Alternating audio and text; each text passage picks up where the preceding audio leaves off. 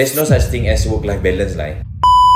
Bila kita sebut tentang work-life balance, ramai orang dia rasa macam, kenapa nak ni kan? Work-life balance lah, work-life balance kan? Dan bila kita sebut tentang work-life balance ni kan tuan-tuan, ada certain individu yang mendefinisikan ataupun buat satu pandangan work-life balance ni sebagai satu alasan bermalas-malasan Dan yang kedua, golongan kedua, work-life balance ni sebab terikut-ikut dengan orang lain. Ada yang kata, yelah, kita kena work-life balance lah. Sebab apa? Sebab kita kerja je, nanti kita meninggal, kerja kita boleh replaceable kan? Memang saya setujulah. Cumanya, kadang-kadang bila kita sebut tentang work-life balance, kita akan ada satu situasi di mana kita akan kerja, habis saja kerja kita pun akan stop dan kita akan beralih dengan kita punya family ataupun kita punya pekerjaan peribadi lah. So, membuatkan kerja buat kita akan menghasilkan kerja-kerja yang at par.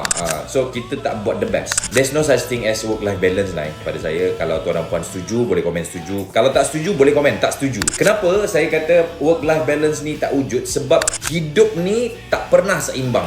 Bila kita sebut tentang work-life balance, balance ni adalah dua benda sama berat lah. Maksudnya apa? Maksudnya, kalau kita work dan kalau kita life, work kita sama berat dengan life kita. Dan tuan dan puan, that's why bila kita sebut tentang work-life balance, kenapa saya kata work-life balance ni tak wujud? Sebab apa? Sebab hidup kita sentiasa bergerak dan bila kita sebut tentang kehidupan kita, ada hari-harinya kita kerja betul-betul macam kita fokus dan kerja tu memang kerja tu betul-betul berat Tapi ada kalanya kerja kita macam hari ni tak adalah kerja sangat, tak adalah macam banyak sangat kita punya pekerjaan kan. Sebab apa? Sebab mungkin contoh kami baru habis program How to Read People and Influence Them. So hari ni hari Isnin adalah masa untuk kita follow up sajalah. Tak adalah macam sesibuk hari sebelum event dan semasa event. So point saya tuan dan puan, bila kita sebut tentang work-life balance, pada saya ianya hanya sebagai satu mitos sahaja.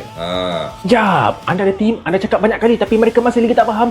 Jom join How to Read People and Influence Them pada 3 Januari ini 2026. Kita mulakan tahun 2026 ini kita dengan gaya komunikasi baru dan visi yang baru. Jom daftar sekarang.